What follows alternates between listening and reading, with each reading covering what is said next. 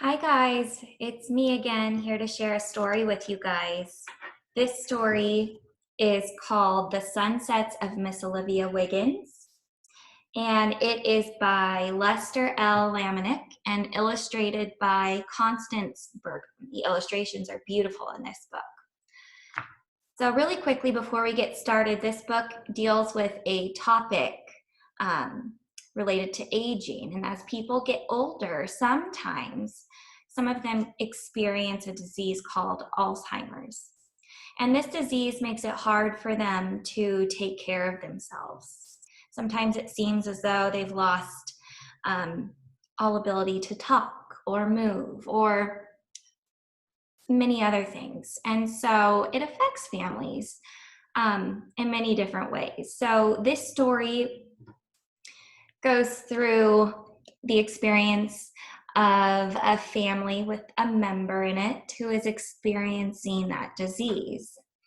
So I wanted to share it with you guys today because it does have a really positive message, even though the topic is a little bit sad. So we'll go ahead and get started reading The Sunsets of Miss Olivia Wiggins. It says, Miss Olivia Wiggins sits and looks at nothing and everything at the same time. She spends much of each day just sitting with her hands folded in her lap, hands once strong with nimble fingers that milked cows and gathered fresh eggs, hands that shelled peas, shucked corn, and quilted bed covers, hands that braided hair and soothed babies, hands that loved. Now those hands are fragile, frozen, folded in her lap. It sounds like those hands aren't really moving. And the word fragile, as you guys know in our classroom, we learned that means weak or breakable. So her hands aren't very strong anymore.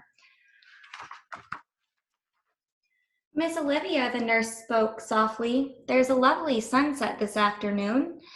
The sky is streaked with pink. I'll move you over here where you can enjoy it. And he pushed her wheelchair to the west windows. Miss Olivia Wiggins had enjoyed many sunsets in her long life. But now she sat perfectly still, staring straight ahead at nothing and everything at the same time. She didn't move, she didn't even blink, but slowly, quietly, she began to think. So she's not moving, and it seems like she's not thinking anything just from looking at her, but she is. Seems like it's reminding her of something. So let's see.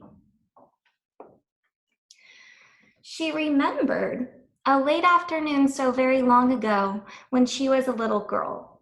She was playing in the yard with her papa when her papa came in from the fields.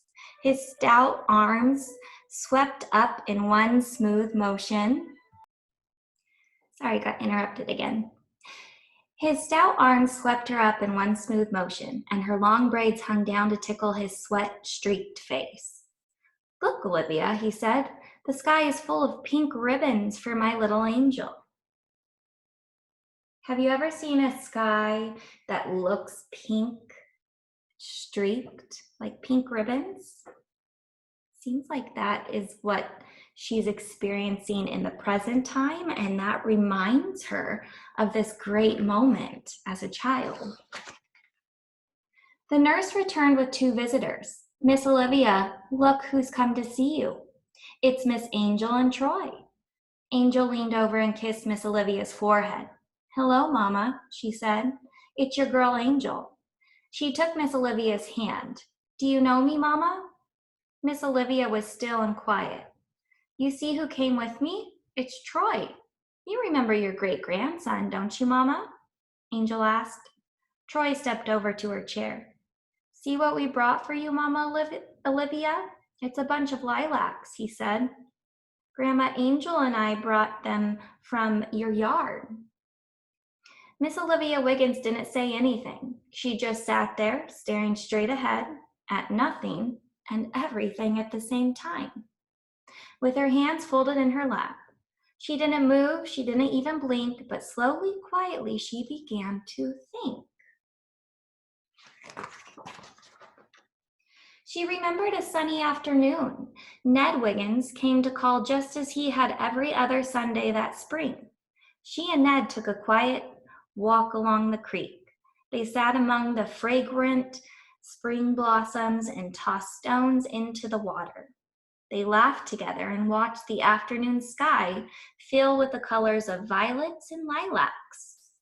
That evening, as Ned Wiggins was leaving, Olivia knew he was the man she would marry. So, what do you think made Miss Olivia remember this moment in her life? It seems like in the present time and in this past time, in this memory, they both are describing the lilacs, right? Those lilacs, a flower, made her think of this precious time in her life. Have you guys ever had something in your life? Maybe you've smelt something or you've heard a song that took you back in time and made you remember a memory? Seems to be what's happening here. Angel was rocking next to her mother while Troy stood by the window watching a family get out of their car. "Look at that tiny baby," Troy exclaimed. "It must have just been born." Angel smiled and looked at Miss Olivia. "Troy, I remember the day you were born," she said. "Your mama Olivia was there too. You should have seen her. She was so proud when they brought you out for her to hold. You were her first great-grandchild, you know?" All the while, Miss Olivia just sat facing the window, her hands still and folded in her lap. She didn't move, she didn't even blink, but slowly and quietly she began to think. See what memory this reminds her of. She remembered the cry of her first child as the midwife said, "It's a girl, Olivia." She wasn't sure if the golden glow that fell across the room that day was from the halo of a new angel or from the autumn sun. It didn't matter. It was a glorious day, and she decided to name her child Angel. Miss Olivia sat staring at the window as Angel sat quietly next to her.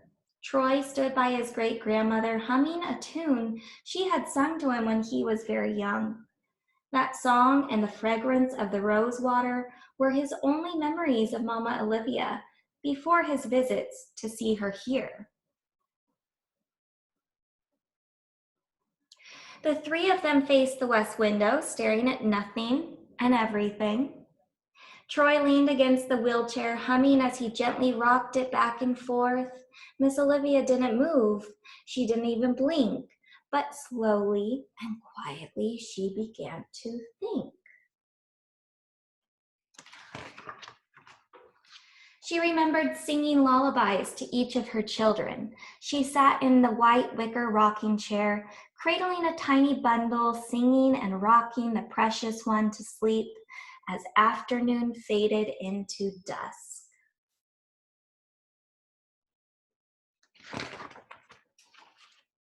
Visiting hours were ending at the sitting room, and the sitting room was filled with goodbyes and hugs.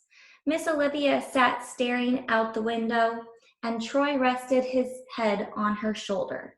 He talked about her house, the house his father had played in as a child, the house where his grandma Angel lived now. All the while, Miss Olivia didn't move. She didn't even blink, but slowly, quietly, she began to think.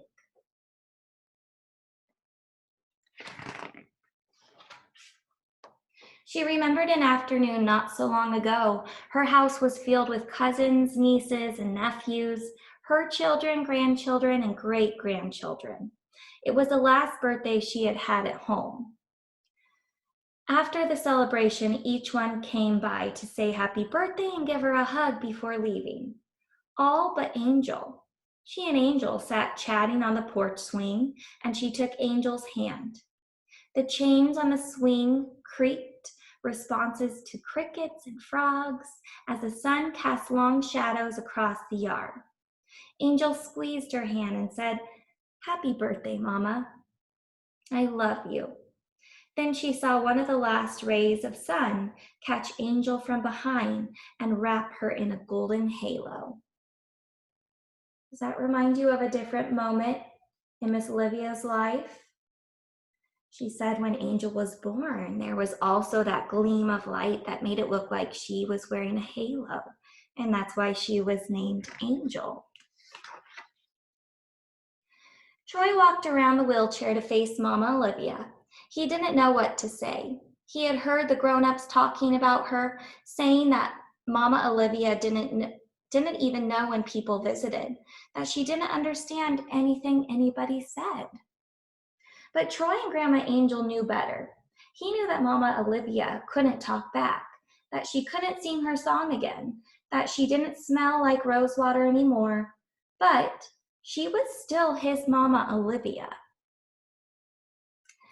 He knew that she was always there waiting for his next visit. He smiled into her eyes as the last of the sun caught the strands of his blonde hair and surrounded him in light.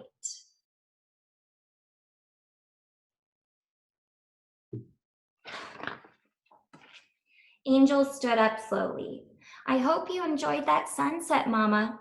Miss Olivia didn't say anything, but Angel was almost sure she saw a smile. Did you see that, Troy? You do your Mama Olivia a world of good. Meaning him being there means so much to Miss Olivia. Then the nurse came to get Miss Olivia for dinner. Troy stood quietly next to his Grandma Angel. He waved and blew a kiss as Miss Olivia was wheeled away to the dining room.